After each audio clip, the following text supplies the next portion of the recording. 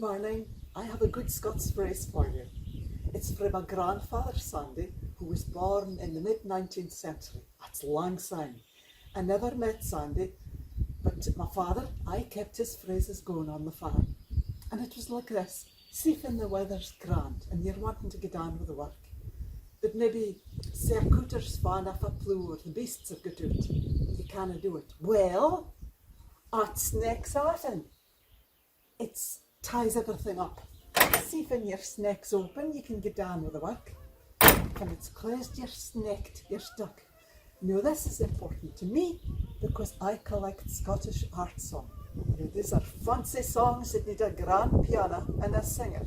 Aye, that's me. Now if you folks dinna keep speaking the lead, that music and my work will die. In fact, if you dinna keep speaking, well, that's next, Arthur. Go on yourself.